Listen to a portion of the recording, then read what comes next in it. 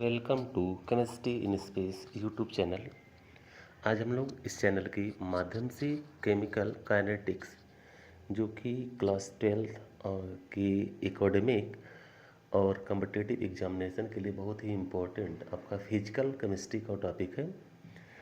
Chemical kinetics में सबसे पहले हम लोग देखते हैं केमिकल काइनेटिक्स होती क्या है, जिसको हम लोग कहते हैं रासायनिक बलगतिकी। मतलब किसी भी रिएक्शन की रेट को बताती है कि रिएक्शन आपका मॉडरेट है, कि रिएक्शन आपका स्लो स्टेप है, कि रिएक्शन आपका फास्ट स्टेप है। इसके रेट के बारे में ये चैप्टर हमको जानकारी देता है। तो सबसे पहले केमिकल काइनेटिक्स को हम लोग डिफाइन करेंगे। कैसे करेंगे? Chemistry which deals with the rate of A chemical reactions factor affecting the rate of reaction and mechanism of reaction is called chemical kinetics. मतलब ऐसा केमिस्ट्री जो कि हमको किसी भी केमिकल रिएक्शन के रेट के बारे में जानकारी देता है और कौन कौन से ऐसे फैक्टर हैं जो कि रिएक्शन की रेट को प्रभावित कर सकते हैं और किसी भी रिएक्शन के होने के लिए क्या क्या मैकेनिज्म है। रिएक्शन आपका एलिमेंट्री है या कॉम्प्लेक्स रिएक्शन है, वन स्टेप में कंप्लीट होता है या मल्टीपल स्टेप में कंप्लीट होता है। ये पूरी टोटल जानकारी हमको केमिकल काइनेटिक्स के माध्यम से मिलती है।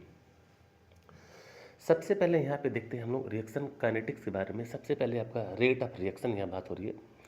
रेट ऑफ रिएक्शन में आपका रिएक्टेंट ए है जो कि प्रोडक्ट बी में आपका कन्वर्ट हो रहा है। सबसे पहले यहाँ देखेंगे हम लोग एवरेज रेट।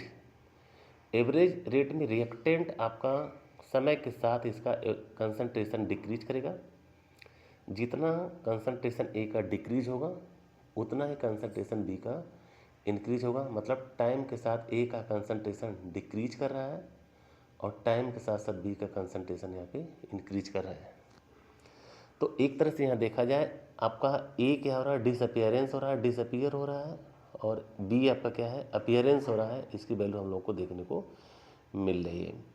तो एवरेज रेट को लिखते समय यहाँ पे नेगेटिव साइन रिएक्टेंट के लिए हम लोग यूज करेंगे, क्योंकि समय के साथ ए का कंसंट्रेशन आपका डिक्रीज कर रहा है with respect to time, that is minus d upon d t into concentration of A equal to plus d upon d t into concentration of B. Reaction को आपको अच्छा से समझना पड़ेगा।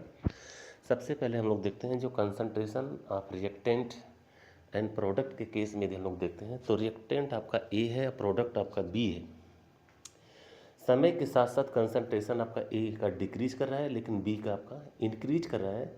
रिएक्शन में ए आपका डिक्रीज करने का मतलब यहाँ पे नेगेटिव साइन से लिया गया है। With respect to time concentration आपका ए डिक्रीज कर रहा है, नेगेटिव साइन, और विथ रिस्पेक्ट टू टाइम के रिस्पेक्ट में कंसंट्रेशन आपका बी इंक्रीज कर रहा है, इसलिए इसको हम लोग पॉजिटिव सिंबल से दिखाया गया। सिमिलर में यदि हम लोग दूसरा रिएक्शन लेते हैं, ए का ए मोल बी की बी मोल से रिएक्ट करके सी का सी मोल और डी का डी मोल यहाँ पे प्रोवाइड कराता है। ये आपका रिएक्टेंट साइड है, this is your product side. इस केस में हम लोग देखते हैं कि ए आपका ए मोल है, बी आपका बी मोल है, और सी का सी मोल है, और डी का डी मोल है। रिएक्शन आपका इक्विलिब्रियम पे है, मीन्स रिएक्टेंट आपका फॉरवर्ड और बैकवर्ड दोनों साइड प्रोसीड कर सकता है। इस टाइप के रिएक्शन को लिखने से पहले इसके रेट को बोर्ड एग्जामिनेशन में हर बार इस तरह के क्वेश्चन पूछे जाते हैं, और इस बार भी COT और एकेडमिक क्लास 12 के बोर्ड एग्जामिनेशन में इस तरह के पूरे क्वेश्चन पूछे जाने की पूरी संभावना है। मतलब कोई भी रिएक्शन आपको दे दिया जाएगा और रिएक्शन का रेट आपको लिखना पड़ेगा। अगर इस रिएक्शन में रिएक्टेंट के साथ साथ उसकी स्टोइचियोमेट्री भी दी गई है, जैसे ए का स्मॉल ए मोल है, बी का स्मॉल बी मोल है, और सी का स्मॉल सी मोल है, और डी का स्मॉल डी मोल है, तो स्टोइचियोमेट्रिक के क्रम में देखते हैं जो स्मॉल ए, स्मॉल बी, स्मॉल सी और स्मॉल डी ये स्टोइचियोमेट्रिक है। और रिएक्शन के रेट को लिखते समय हम लोग देखते हैं जो स्टोइचियोमेट्री होती है उसको हम लोग डेनोमिनेटर में यहाँ पे भेजते हैं। स्टोइचियोमेट्री यहाँ पे स्मॉल ए है, डेनोमिनेटर में गया। स्मॉल बी आपका स्टोइचियोमेट्री है, ये डेनोमिनेटर में है। स्मॉल सी आपका स्टोइचियोमेट्री है, ये भी डेनोमिनेटर में है। यहाँ पे आपका सी होगा D upon d T, 1/c होगा, 1/c D upon d t into D T. तो इस तरह से यहाँ पे हम लोग देख रहे हैं जो स्टाइशियोमेट्रिक में चेंजिंग होगी, यहाँ पे हम लोग लिख सकते हैं 1/c, 1/c हो जाएगा, और यहाँ पे हो जाएगा 1/d, स्मॉल डी। तो स्टाइचियोमेट्रिक में जो चेंजिंग यहाँ पे देखने को मिल रही है, जो रिएक्टेंट आपका है, जो जिस तरह से हम लोग यहाँ पे ए का ए मल्टीप्लाई हुआ, बी का बी से मल्टीप्लाई हुआ, सी के सी मल्टीप्लाई हुआ, डी का डी से मल्टीप्लाई हुआ, जो स्टाइचियोमेट्रिक कोफिशिएंट है that is small A and small B, small C और स्मॉल डी, ये डिनोमिनेटर पार्ट में जाएंगे। तो सबसे पहले यहाँ पे रिएक्टेंट साइड में आपका रिएक्टेंट आपका है small A and A mole plus B B, यहाँ पे बी का बी मोल, ये आपके रिएक्टेंट साइड है, और this is your product side. मतलब समय के साथ ये reactant this and this will be decreases, but this and this will be increases, because this is your product side and this is your reactant side. तो यहाँ पे rate लिखते समय सबसे पहले हम लोग देखेंगे, ये रिएक्टेंट साइड है तो माइनस होगा, -1/a d/dt into concentration of A equal to -1/b d/dt into concentration of B equal to, यहाँ पे आपका रिएक्टेंट नहीं है, प्रोडक्ट साइड है, यहाँ पे पॉजिटिव हो जाएगा, प्लस 1/c, स्मॉल सी है स्टाइचियोमेट्रिक में, d/dt into concentration of C equal to 1/स्मॉल डी d/dt इंटू कंसंट्रेशन आपका डी हो जाएगा। तो इस तरह से इस पूरे रिएक्शन का हम लोगों ने रेट लिखा, और जितने भी रिएक्टेंट के साइड हैं स्टाइचियोमेट्रिक कंपाउंड और जितने भी प्रोडक्ट के, सबके कंसंट्रेशन आपके इक्वल होंगे, सबके बीच में इक्वल का सिंबल लगेगा। Means -1/a d/dt into concentration of A equal to -1/b d/dt into concentration of b equal to 1/c d/dt into concentration of c, capital C, this is your capital C equal to plus 1/d d/dt into concentration of d। Most important, यहाँ पे capital A और capital B ये आपके reactant है, और reactant का amount है, इसका जो कंसंट्रेशन है इस समय के साथ एक कम हो रहा है, डिक्रीज कर रहा है, इसलिए A एंड B क्या है, डिसअपियरेंस है। This A, capital A and B are known as the disappearance, क्योंकि ये समय के साथ आपके कम हो रहे हैं, इसलिए कैपिटल A और कैपिटल B को हम लोग डिसअपियरेंस के नाम से दिखाते हैं। लेकिन यहाँ पे कंसंट्रेशन C और D ये समय के साथ बढ़ रहे हैं, मतलब ये प्रोडक्ट साइड आपका बढ़ रहा है, तो C और D को हम लोग कहेंगे अपीयरेंस साइड है। Factor affecting the rate of the reactions, कौन कौन से ऐसे फैक्टर हैं जो रिएक्शन के रेट को बदल सकते हैं, रिएक्शन के रेट को यहाँ पे चेंज कर सकते हैं, रिएक्शन के रेट को प्रभावित कर सकते हैं, ऐसे कौन कौन से फैक्टर हैं जो रिएक्शन के रेट को प्रभावित कर सकते हैं। सबसे पहले इसमें देखेंगे factor affecting the rate of the reaction, nature and concentration of reactant. In nature and concentration of reactant ये आपके फैक्टर अफेक्टिंग है किसी भी रिएक्शन के रेट को, ये बढ़ा भी सकते हैं, घटा भी सकते हैं। Nature and concentration of reactant, reactant का कंसंट्रेशन यदि ज़्यादा होगा तो रिएक्शन का रेट भी आपका ज़्यादा होगा, रिएक्टेंट का कंसंट्रेशन यदि कम होगा तो रिएक्शन का रेट भी कम होगा। सेकेंड आपका जो फैक्टर है that is your temperature, temperature के बढ़ने से रिएक्शन का रेट कभी कभी 2 गुना तक हो जाता है 10 डिग्री सेल्सियस को। तो effect of temperature on rate of the reaction, ये हम लोग आर्हेनियस के टॉपिक में देखेंगे। आर्हेनियस इक्वेशन जिसको हम लोग K इक्वल टू A⁻⁻⁸ से दिखाते हैं, नेक्स्ट वीडियो में उसको हम लोग देखेंगे। और सेकंड जो फैक्टर है दैट इज जो सरफेस एरिया, सरफेस एरिया भी फैक्टर है जो कि किसी भी रिएक्शन के रेट को प्रभावित करता है।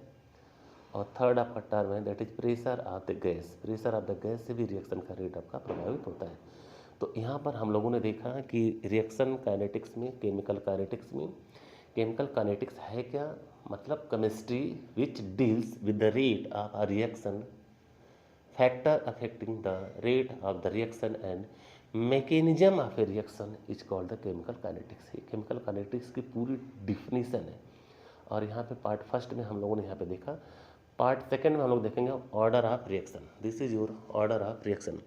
तो order of reaction and molecularity of reaction, दो टर्म आपके होते हैं। तो सबसे पहले हम लोग देखेंगे what is your order of reaction. तो ऑर्डर ऑफ रिएक्शन मतलब sum of the concentration terms on which rate of reaction is actually depends. ये इम्पोर्टेंट पॉइंट है, पहले इस इम्पोर्टेंट पॉइंट को हम लोग समझते हैं। किसी भी रिएक्शन में जितने भी रिएक्टेंट मॉलिक्यूल पार्टिसिपेट कर रहे हैं, उन रिएक्टेंट का पावर कितना है, दैट इज वही आपका ऑर्डर ऑफ रिएक्शन होगा।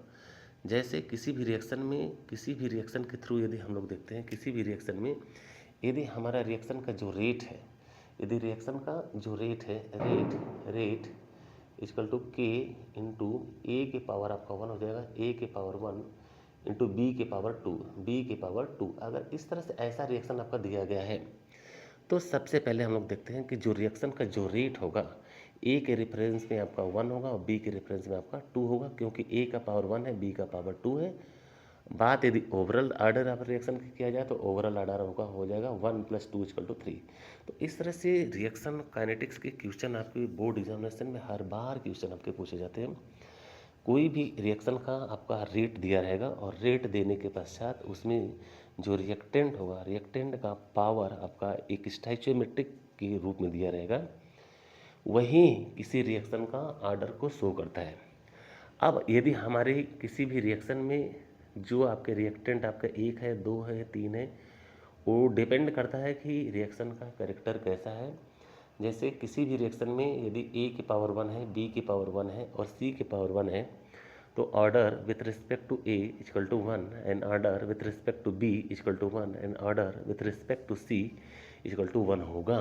सेकेंड बात यदि करते हैं, यदि ओवरऑल आर्डर की बात करेंगे वैसे रिएक्शन की, तो ओवरऑल आर्डर में 1 1 1 टोटल आपका हो जाएगा 3। ओवरऑल आर्डर आपका 3 हो जाएगा, लेकिन order with respect to A equal to 1, order with respect to B equal to 1 और order with respect to C equal to 1। इसी तरह से यदि किसी भी रिएक्शन के रेट में, यदि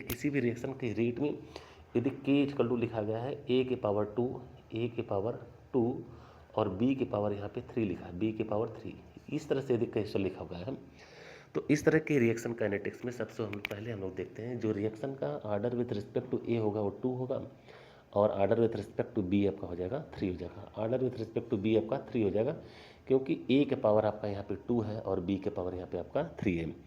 यदि ओवरऑल आर्डर की बात किया जाए तो ओवरऑल आर्डर में जितने भी पावर होते हैं सबको हम लोग ऐड कर लेते हैं।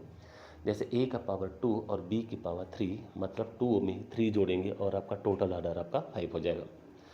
वैसे आर्डर हमारा जो मैक्सिमम जो पॉसिबल होता है, first order, second order, third order, fractional order भी हो सकते हैं, यहाँ तक संभव हो सकते हैं। मल्टीपल स्टेप में, कॉम्प्लेक्स टाइप के रिएक्शन में जहाँ तक आपके 3 आर्डर तक देखे गए हैं। सेकेंड हमारा जो टर्म है, it can be fractional as well as zero. Order of reaction आपका फ्रैक्शनल भी हो सकता है और जीरो भी हो सकता है। ऑर्डर ऑफ रिएक्शन आपका फ्रैक्शनल भी हो सकता है और जीरो भी हो सकता है। सबसे पहले इस चीज़ को हम लोग समझेंगे, ये जो मॉलिक्युलरिटी ऑफ रिएक्शन और ऑर्डर ऑफ रिएक्शन पे ये क्वेश्चन हर बार आपके बोर्ड एग्जामिनेशन में पूछे जाते हैं। तो सबसे पहले इसको समझने से पहले एक छोटा सा एग्जाम्पल हम लोग लेते हैं। जैसे किसी भी क्लास के लेक्चर में यदि बच्चे पढ़ रहे हैं और टीचर उनको पढ़ा रहे हैं, सपोज करो टीचर ने 4 टॉपिक पे बात किया और 4 टॉपिक पे बात करने के पश्चात किसी बच्चे को चारों टॉपिक समझ में आ गया, किसी बच्चे ने उसको 3 टॉपिक को समझा, किसी ने 2 को समझा, किसी ने 1 को समझा और किसी ने किसी को नहीं समझा और किसी ने 2.5 समझा। मतलब 2 रिएक्शन, 2 आपके प्रैक्टिकल जो आपका लेक्चर था उसको पूरा समझा और तीसरे लेक्चर को आधा समझा, मतलब 2.5। यही आपका ऑर्डर ऑफ रिएक्शन है। मॉलिक्युलरिटी क्या है, जो क्लास के अंदर जितने बच्चे बैठे हैं वही आपका मॉलिक्युलरिटी है, इंपॉर्टेंट। तो order of reaction and molecularity of reaction, पहला क्या है, ऑर्डर ऑफ रिएक्शन को हम लोग कैलकुलेट, ये आपका एक्सपेरिमेंटल डाटा है। किसी टीचर ने किसी भी क्लास में 4 लेक्चर लिया तो किसी भी स्टूडेंट को देखकर नहीं बता सकता कि इस स्टूडेंट ने कितना सीखा है। मतलब ये आपका एक एक्सपेरिमेंटल डाटा है, बिना एक्सपेरिमेंट के, बिना टेस्टिंग के आप टीचर नहीं बता सकता कि बच्चे को कितना समझ में आया। तो बच्चा जो क्लास के अंदर बैठा है, जितने बच्चे हैं वो आपके मॉलिक्युलरिटी हो गई और जो लेक्चर का जो पैटर्न चला हुआ ऑर्डर ऑफ रिएक्शन हो गया। इस तरह से यदि हम लोग देखेंगे तो ये पूरी बात हमको आसानी से समझ में आ जाएगी और पूरी तरह से याद करने की ज़रूरत नहीं पड़ेगी।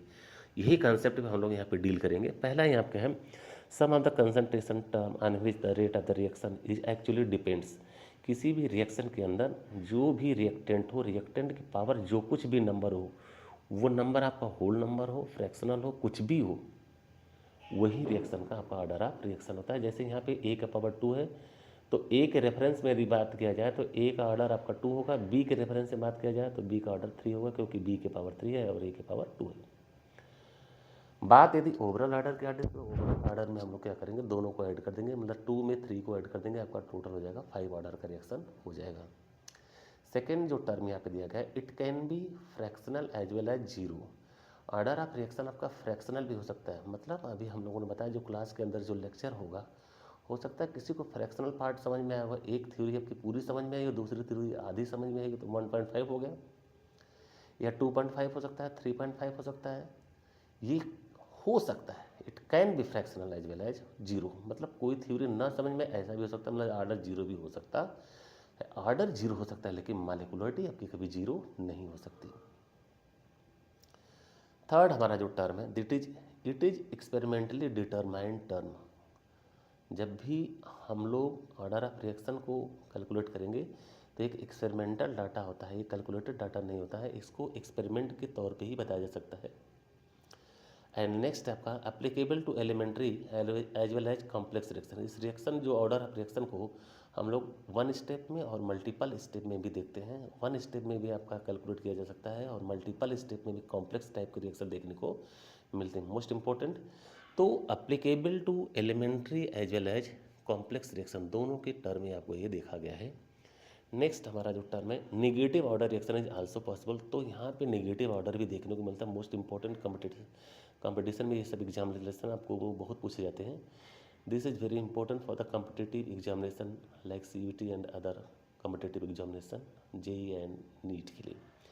यहाँ पे 2O3 मालिक्यूल है, ओजोन का 2 मोल्स लिया गया है, ये कन्वर्ट हो रहा है ऑक्सीजन के 3 मोल्स में, यहाँ पे कन्वर्जन हो रहा है, ओजोन का ऑक्सीजन में कन्वर्जन हो रहा है। तो रिएक्शन का जो रेट होगा KO3 के पावर 2, मतलब O3 के ओजोन के रेफरेंस में आपका 2 है और O2 के रेफरेंस में -1 है। तो order with respect to O2 equal to -1, मतलब नेगेटिव ऑर्डर भी देखने को मिलते हैं। और नेगेटिव ऑर्डर का जो आपका मोस्ट इंपॉर्टेंट एग्जांपल है, that is conversion of ozone to oxygen. Ozone का ऑक्सीजन में कन्वर्जन ही आपका negative order of the reaction show करता है। नेक्स्ट हम लोग बात करते हैं types of the reaction. Types of the reaction हमारे फर्स्ट ऑर्डर के रिएक्शन होते हैं, सेकंड ऑर्डर के रिएक्शन होते हैं, जीरो ऑर्डर के रिएक्शन होते हैं। तो यहाँ पर जो आपके रिएक्शन आपको जो दिखाए गए types of the reaction, H2 gaseous molecule plus Cl2 gaseous molecule after combining to each other in form of the photochemical reaction HNO to gives 2HCl. this is your example of the zero order reaction. zero order reaction का most important examination है। तो यहाँ पे zero order reaction के बारे में यहाँ पे दिखाया गया, H2 plus Cl2 gives 2HCl। Second आपका है 2NH3, अमोनिया आपका प्लेटिनम के प्रेजेंस में N2 + 3H2 मालिक्यूल में यहाँ पे डिसोसिएट हो रहा है। This is also a zero order reaction. Most important, दोनों रिएक्शन बड़े ही इंपॉर्टेंट है जो कि जीरो ऑर्डर के हैं। थर्ड आपका है H2O2, हाइड्रोजन पेरोक्साइड आपका डिसोसिएट हो रहा है किसमें, H2O + हाफ O2 मालिक्यूल में। ये आपका फर्स्ट ऑर्डर का रिएक्शन है। All radio active disintegration follow first order reaction, मतलब जितने भी प्राकृतिक घटनाएं रेडियो एक्टिव डिसइंटीग्रेशन होती हैं ये फर्स्ट ऑर्डर रिएक्शन को फॉलो करता है। This is very important question for all competitive and board examination, मतलब जितने भी रेडियो एक्टिव डिसइंटीग्रेशन होते हैं वो always follow first order reaction. First order reaction के काइनेटिक्स को मानते हैं, मतलब उसी के काइनेटिक्स के आधार पे वो अपना प्रोसीड करते हैं। नेक्स्ट हमारा जो आपका टॉपिक है that is your molecularity of reaction. तो ऑर्डर ऑफ रिएक्शन तो हम लोगों ने देखे। अब हम लोग बात करते हैं मॉलिक्यूलरिटी ऑफ रिएक्शन के बारे में। तो मॉलिक्यूलरिटी ऑफ रिएक्शन क्या होगा, जैसे अभी हम लोगों ने एग्जांपल लिया कि मॉलिक्यूलरिटी ऑफ रिएक्शन में सबसे पहले हम लोग देखते हैं जो रिएक्शन में पार्टिसिपेट करने वाले जो मॉलिक्यूल हैं, जो कि रिएक्शन में पार्टिसिपेट कर रहे हैं, वो आपके कभी नेगेटिव नहीं हो सकते, उनकी संख्या कभी नेगेटिव नहीं हो सकती। तो यहाँ पे जो number of atoms constant are molecules that must collide with one another to form a product in a chemical reaction. Reaction में जितने लोग पार्टिसिपेट कर रहे हैं, जैसे क्लास में जितने भी बच्चे पढ़ रहे हैं उनको काउंट करना आसान होता है, उसी तरह से मॉलिक्यूलरिटी को कैलकुलेट करना भी आसान होता है। तो यहाँ पे molecularity, number of atoms ions or molecules that must collide with one another to form a product in a chemical reactions. Second आपका क्या है, it can not be zero और फ्रैक्शनल। हार्ड मॉलिक्युलरिटी आपकी जीरो नहीं हो सकती, ऑर्डर ऑफ रिएक्शन जीरो हो सकता है लेकिन मॉलिक्युलरिटी आपका जीरो नहीं हो सकती, मॉलिक्युलरिटी आपकी फ्रैक्शनल नहीं हो सकती। या जीरो ना होने का मतलब क्या, क्लास यदि चल रहा है, क्लास में बच्चे बैठे तो उसको मैं बच्चों की संख्या को जीरो नहीं बोल सकता हूँ या फ्रैक्शनल नहीं बोल सकता। अगर कोई भी बच्चा हो, वो कुछ भी हो, अगर किसी चीज़ या किसी भी रोग से ग्रसित हो या दिव्यांग बच्चा हो तो उसको हम लोग फ्रैक्शनल नहीं बोल सकते, मतलब मॉलिक्युलरिटी हमेशा होल नंबर में ही होगी। तो यहाँ पे कहने का मतलब है it can not be zero और fractional, theoretically determined term. Theoretically determined, इसको थ्योरेटिकली भी हम लोग देख सकते हैं कि कितने हमारे मॉलिक्यूल इसमें पार्टिसिपेट कर रहे हैं। Applied only for the elementary reaction, ये केवल एलिमेंट्री रिएक्शन के लिए होते हैं, जबकि ये कॉम्प्लेक्स रिएक्शन के लिए होते हैं। कॉम्प्लेक्स रिएक्शन के लिए भी होते हैं order of reaction. Order of reaction आपके elementary as well as complex reaction के लिए होते हैं, जबकि molecularity only for the elementary reaction. Very important, this is very important term. Molecularity can never be negative, molecularity कभी भी negative नहीं हो सकती, मॉलिक्युलरिटी कभी भी निगेटिव नहीं हो सकती, मॉलिक्युलरिटी कभी भी जीरो नहीं हो सकती, मॉलिक्युलरिटी कभी भी फ्रैक्शनल नहीं हो सकती। जबकि ऑर्डर ऑफ रिएक्शन आपके जीरो भी हो सकते हैं, फ्रैक्शनल भी हो सकते हैं, होल नंबर भी हो सकते हैं। यहाँ पे यूनिमॉलिक्यूलर रिएक्शंस का आपको दिया गया है, N2O4 गिव्स 2NO2 गैस इस मॉलिक्यूल में डिसोसिएट हो रहा है, डाइमराइजेशन यहाँ पे 2NO2 आपका बन रहा है, N2O4 आपका ब्रेक करके यहाँ पे 2 मॉलिक्यूल NO2 में कन्वर्ट हो रहा है। ये यूनिमॉलिक्यूलर रिएक्शन का आपका एग्जाम्पल है। बाईमॉलिक्यूलर में, यूनिमॉलिक्यूलर हम लोग एक ही यहाँ है, एक ही मोल तो है यहाँ पे, एक ही मोल है तो यूनिमॉलिक्यूलर हो गया। दो यूज करते हैं, 2HI गिव्स H2 + I2 होती है, आपका बाईमॉलिक्यूलर रिएक्शन हो गया। 2NO + O2 मतलब दो यहाँ और एक यहाँ, तीन लोग पार्टिसिपेट कर कर टर्मॉलिक्यूलर हो गया। लास्ट हमारा जो टॉपिक है that is unit of any order of reaction, most important. इससे क्वेश्चन एकदम 100% आने की पूरी संभावना है। न्यूमेरिकल में भी इस तरह के क्वेश्चन आपको देखे जाते हैं। Unit of any order of reaction, किसी भी रिएक्शन की यूनिट को हम लोग कैसे कैलकुलेट करेंगे, तो यूनिट के लिए सबसे पहले हम लोग जो देखते हैं टर्मिनोलॉजी जो हमारी यूज होती है यूनिट के लिए, सबसे इंपॉर्टेंट पॉइंट है। तो unit of any order reaction equal to mole की पावर 1 - 1, लीटर की पावर n-1 एंड सेकेंड की पावर -1। मोस्ट इंपॉर्टेंट, जैसे यहाँ पे हम लोग n = 1 पुट कर देते हैं, n = 1 पुट कर देते हैं तो हमारा आपका जो रिएक्शन होगा क्या होगा, मोल की पावर मोल की पावर हो जाएगा 1 - n, n = 1 रखें तो मोल की पावर हो जाएगा 0, और लीटर की यहाँ पे भी 1 - 1 लीटर के पावर भी हो जाएगा 0, मतलब लीटर का पावर भी हो जाएगा 0, और यहाँ पे बचेगा सेकेंड के पावर -1, सेकेंड के पावर -1। तो मोल के पावर 0 1 हो जाएगा, लीटर के पावर 0 1 हो जाएगा, क्या बचेगा सेकेंड इनवर्स, मतलब आपका टोटल हो गया सेकेंड इनवर्स, मतलब फर्स्ट ऑर्डर रिएक्शन का जो यूनिट होगा वो सेकेंड इनवर्स होगा। Most important, very important, very important. और यहाँ पे n की वैल्यू हम लोग फ्रैक्शनल पुट करके किसी भी फ्रैक्शनल आर्डर के रिएक्शन का हम लोग यूनिट यहाँ पे निकाल सकते हैं, चाहे आर्डर आपका 1/2 हो, आर्डर 3/2 हो, 5/2 हो, 7/2 हो, 9/2 कुछ भी हो, यहाँ पर n की वैल्यू पुट करके किसी भी रिएक्शन के आर्डर ऑफ रिएक्शन की यूनिट हम लोग यहाँ पे कैलकुलेट कर सकते हैं। तो यहाँ पर आपका जो एग्जांपल जो लिया गया फर्स्ट ऑर्डर रिएक्शन के लिए यूनिट आपको लिया गया, और फर्स्ट ऑर्डर रिएक्शन के लिए यूनिट जो होगा आपका सेकंड इनवर्स होगा। इसी तरह से n = यदि हम लोग 0 ले लेते हैं, n = 0 की बात करते हैं और n = 0 की बात करते हैं तो यहाँ पे 0 हो जाएगा मोल पर लीटर पर सेकेंड, मतलब यहाँ पे आपका यूनिट हो जाएगा मोल पर लीटर पर सेकेंड। तो इस क्वेश्चन से ये पासवर्ड जो है आपका केमिकल काइनेटिक्स से, इससे किसी भी रिएक्शन का ऑर्डर ऑफ रिएक्शन की यूनिट हम लोग इजीली कैलकुलेट कर सकते हैं, और हमारे न्यूमेरिकल पॉइंट ऑफ व्यू से भी वेरी इंपॉर्टेंट है। तो न्यूमेरिकल में भी इस तरह के क्वेश्चन आपको देखने को बहुत मिलेंगे। तो यहाँ पर एक बार हम लोग फास्ट रिवीजन कर लेते हैं। सबसे पहले हम लोगों ने देखा कि केमिकल काइनेटिक्स है क्या, chemistry which deals with the rate of the chemical reaction, factor affecting the rate of the reaction and mechanism of the reaction. तो इस तरह से हम लोगों ने केमिकल काइनेटिक्स के बारे में डिफरेंट टाइप्स के वेरी इंपॉर्टेंट टॉपिक्स को सॉल्व करना सीखा, और यहाँ पे वेरी इंपॉर्टेंट नोट्स है, इसको आप लोग स्क्रीनशॉट लेकर के आप लोग इसको नोट भी कर सकते हैं।